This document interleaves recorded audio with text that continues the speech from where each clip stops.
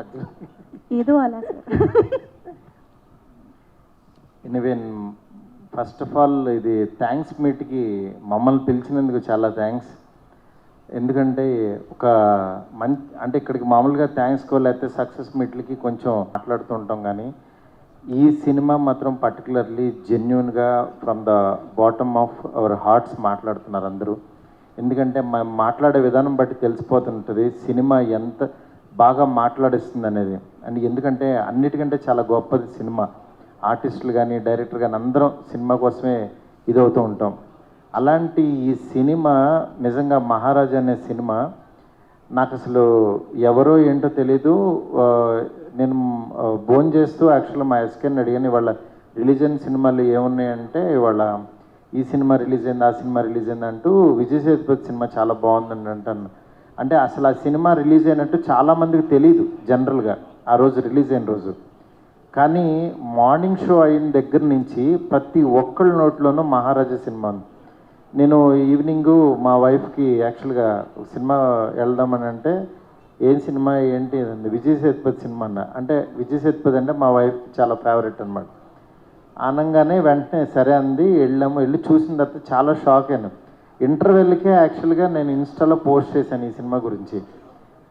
దాని తర్వాత second half కూడా అయిపోయిన తర్వాత ఇంకా మా అమ్మాయిని పిలిచి యాక్చువల్గా ఒక ట్వీట్ రాయి నాకు అని చెప్పి ట్వీట్ వేసాను. నిజంగా ఎంత గొప్ప సినిమా అంటే సినిమాలో ఉన్న ట్విస్ట్లుగా ఇది దీని గురించి కాదు, కానీ బేసిక్ ఎమోషను, సీన్ కొరియోగ్రఫీ. అంటే ఒక సీన్లో డైరెక్టర్ ఎంత బాగా కూర్చోబెట్టాడంటే ఒక సీన్ని తను ఎన్నిసార్లు రాసుకుంటే ఆ సీన్ వచ్చిందనేది నిజంగా మాకు రాసేవాళ్ళకి తెలుస్తుంది. ఎందుకంటే అంత ఈజీగా సినిమాని మనం చూసినంత ఈజీ కాదు రాయడం ఇది. ఆయన 5 years పాటు ఇప్పుడే అడిగాను మీరు ఎంత టైం తీసుకున్నారంటే 5 years పాటు అంటే 2018లో కురంగు బొమ్మ అయిన ఒక సినిమా తీశారు, మళ్ళీ ఇప్పుడు ఈ సినిమా తీశారు.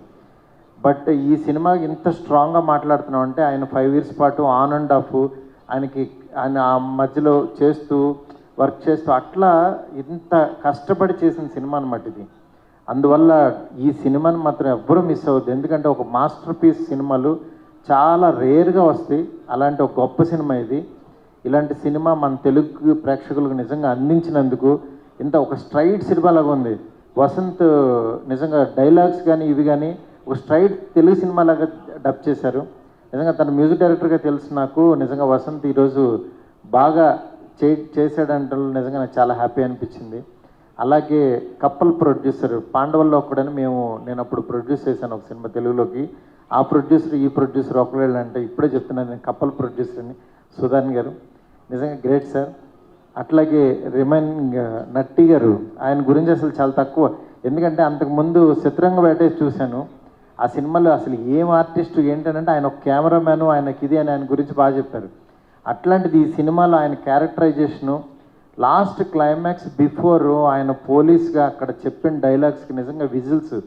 అంటే ఒక మాస్ థియేటర్స్లో ఆ సీన్ని ఈయన ఎంతలాగా రౌండప్ చేశారంటే అసలు గ్రేట్ అనిపించింది. అట్లా నిజంగా ఈ డైరెక్టర్ గురించి కానీ ఈ టెక్నీషియన్స్ గురించి ఎంత చెప్పినా తక్కువ, ఎందుకంటే అంత గొప్ప సినిమా. నిజంగా విజయ్ సేతుపతి గారి 50th ఫిల్మ్ అప్పుడే 50 సినిమాలు అయిపోయినాయా అనే దీంట్లో ఉంది. ఈ జనరేషన్కి your the great artist sir. నిజంగా మాలాంటి డైరెక్టర్స్ మీలాంటి వాళ్ళతో అంటే డైరెక్టర్స్ అంటే కొంతమంది హీరోలుతో వర్క్ చేయాలని డైరెక్టర్స్కి ఉంటుంది. అలాంటి favourite hero sir. I'm one of the director sir. నాకు అంత బాగా అనిపించే హీరో సార్. మీరు ఇలాగే కంటిన్యూ చేయాలి సార్, ఇలాంటి గొప్ప సినిమాలు చేయాలి సార్. ఇక్కడికి వచ్చిన ప్రతి ఒక్కరికి కూడా ఇది చూసే వాళ్ళకి కూడా వెళ్ళి ఫ్యామిలీస్తో చూడండి సినిమా. అసలు అందరూ లేడీస్ కానీ పిల్లలు కానీ అందరూ ఎంజాయ్ చేస్తారు. అంత గొప్ప సినిమా ఇది. Don't miss it. ఈ సినిమాని కనుక థియేటర్లో చూడటం మిస్ అయ్యి ఓటీటీలో చూద్దాం అనుకుంటే మాత్రం చాలా మిస్ అవుతారు నేను చెప్తున్నాను. Please go and watch in theatres. Thank you.